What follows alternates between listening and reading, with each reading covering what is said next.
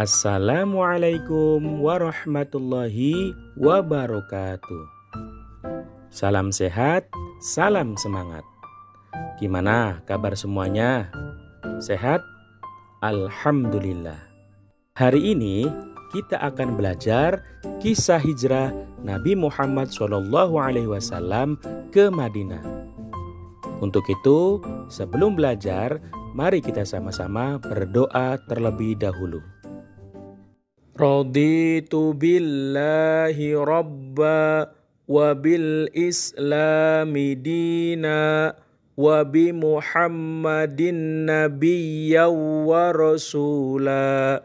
Rabbi zidni ilma warzuqni fahma. Tahukah kalian apa hijrah itu? Secara bahasa, hijrah artinya memutuskan atau meninggalkan. Sederhananya, misalkan kalian pernah pindah rumah dari tempat satu ke tempat yang lain. Itu juga termasuk ke dalam hijrah. Sedangkan dalam Kamus Besar Bahasa Indonesia, hijrah artinya perpindahan Nabi Muhammad SAW bersama sebagian pengikutnya dari Mekah ke Madinah untuk menyelamatkan diri dari tekanan kaum kafir Quraisy Mekah. Madinah adalah nama sebuah kota yang sebelumnya bernama Yatsrib. Yatsrib terletak di sebelah utara kota Mekah dengan jarak kurang lebih 450,4 km. Pernahkah kalian pindah sekolah atau punya teman yang pindah sekolah? Pindahnya kalian atau teman kalian dari satu sekolah ke sekolah yang lain pasti memiliki penyebabnya. Demikian juga Nabi Muhammad SAW ketika memutuskan hijrah ke Madinah diawali beberapa peristiwa yang menjadi sebab pendorongnya.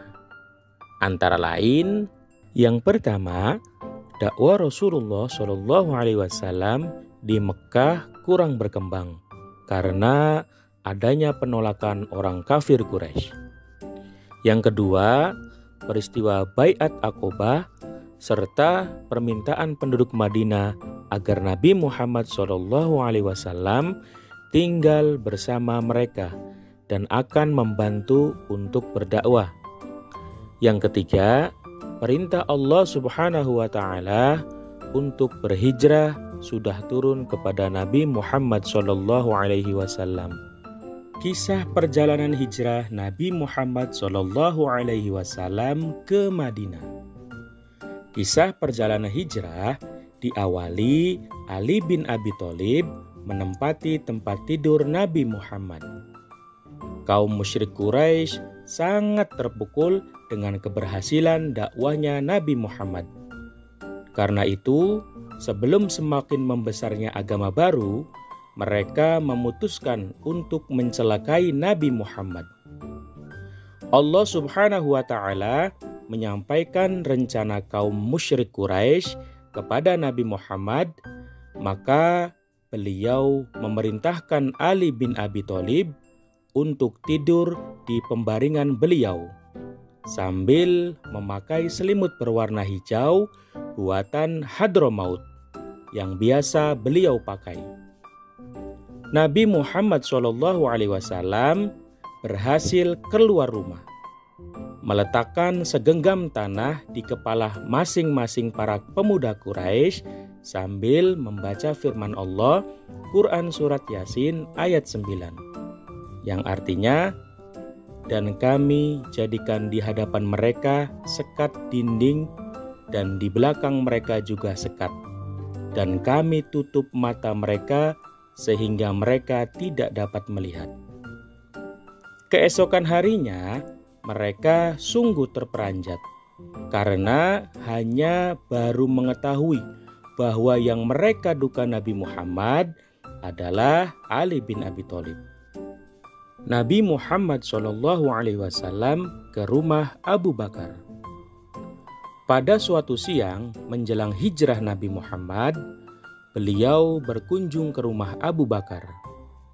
Nabi Muhammad SAW menyampaikan pada Abu Bakar bahwa beliau telah mendapat izin untuk berhijrah.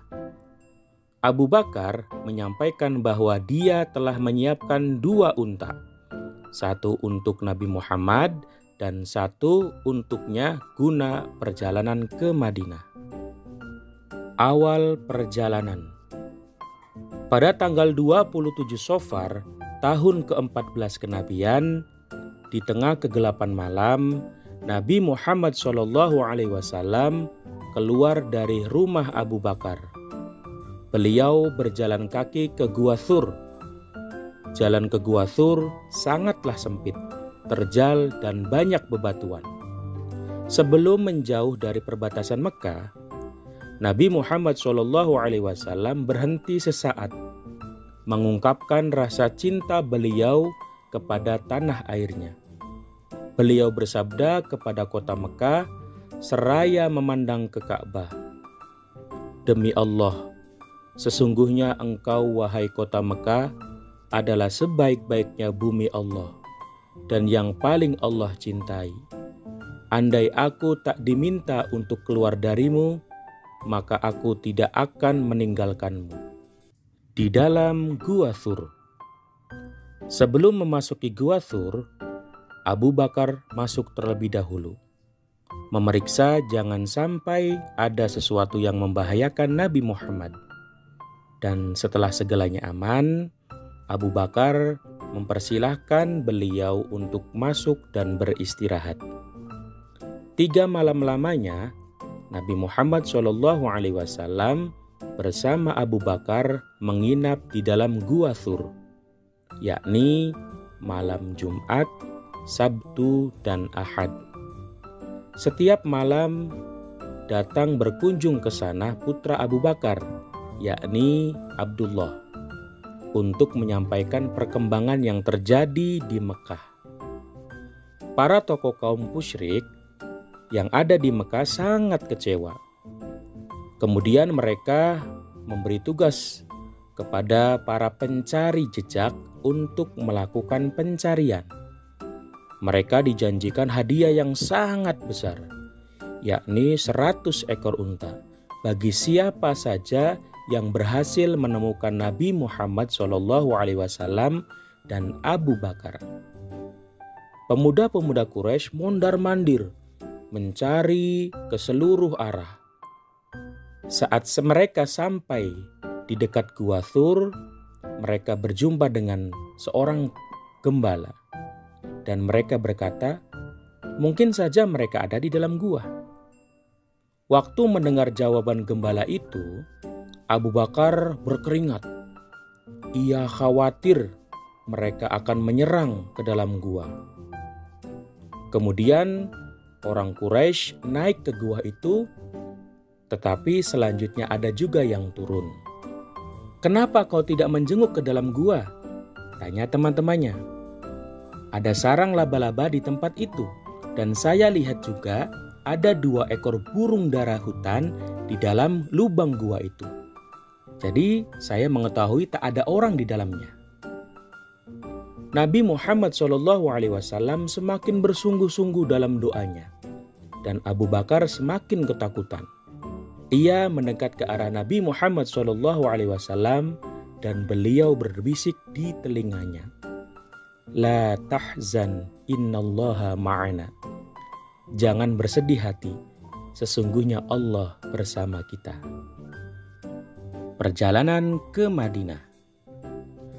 Setelah berlalu hari ketiga, tepatnya pada hari Senin, tanggal 1 Rabiul Awal, tahun pertama Hijrah, Nabi Muhammad SAW bersama Abu Bakar dijemput oleh Abdullah bin Uraikid guna mengantarkan mereka menuju Madinah, sambil membawa kedua unta yang dititipkan sebelumnya oleh Abu Bakar.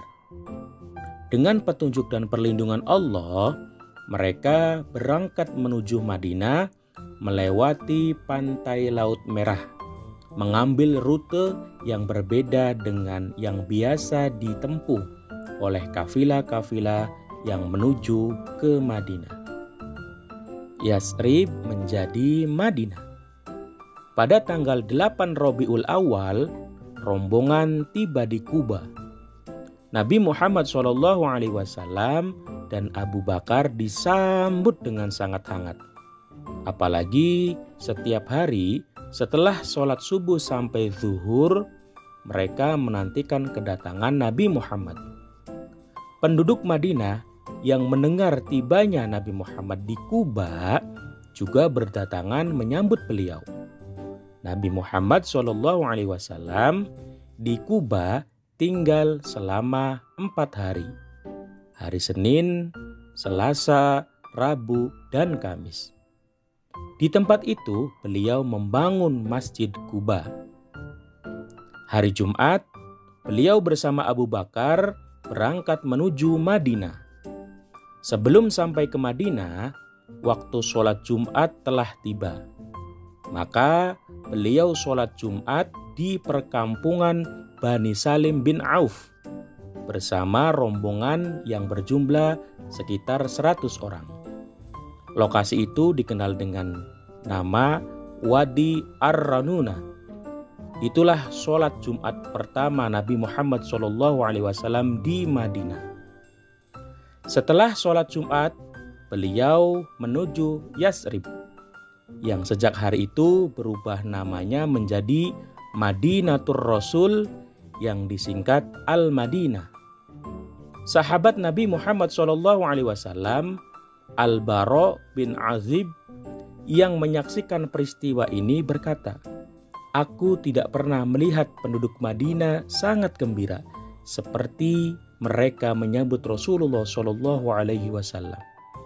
Nabi Muhammad SAW tiba di Madinah. Beliau disambut dengan sangat meriah. Masyarakat Madinah mengeluh-elukan beliau dengan syair-syair pujian yang mengharukan.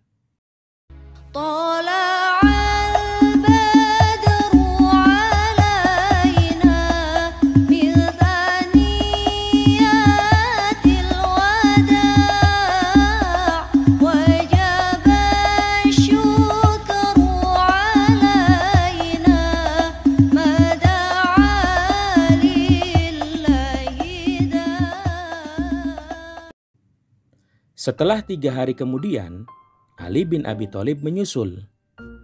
Istri Nabi Saudah bin Zam'ah bersama Fatimah dan Ummu Kulthum, Usamah bin Zaid dan Ummu Aiman juga menyusul hijrah ke Madinah. Kaum muslimin yang pindah dari Mekkah ke Madinah kemudian dikenal dengan nama kaum Muhajirin. Dan penduduk Madinah yang membantu perjuangan dakwah Nabi Muhammad setelah hijrah ke Madinah disebut kaum Ansor. Hikmah hijrahnya Nabi Muhammad SAW. Kisah hijrah Nabi Muhammad ke Madinah memiliki nilai sejarah yang sangat berpengaruh dalam perjalanan dakwah Islam dan kehidupan kaum muslimin. Sejak Nabi Muhammad SAW dan para sahabatnya tinggal di Madinah, dakwah Islam terus berkembang dan mengalami kemajuan yang sangat pesat.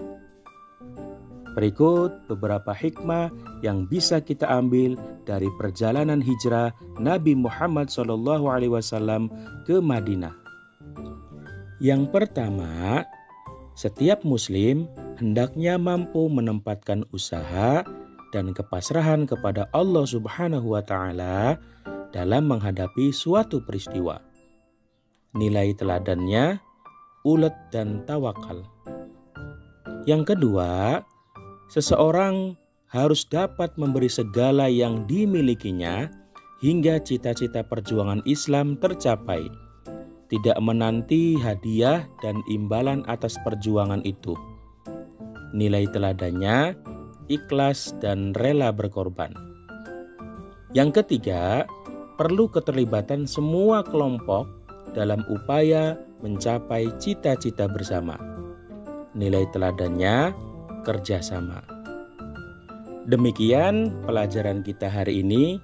tentang kisah hijrah Nabi Muhammad SAW ke Madinah. Semoga kita semua mendapatkan ilmu yang bermanfaat. Terima kasih atas segala perhatiannya. Mohon maaf atas segala kekurangannya. Selamat berjumpa lagi pada pertemuan berikutnya. Assalamualaikum warahmatullahi wabarakatuh.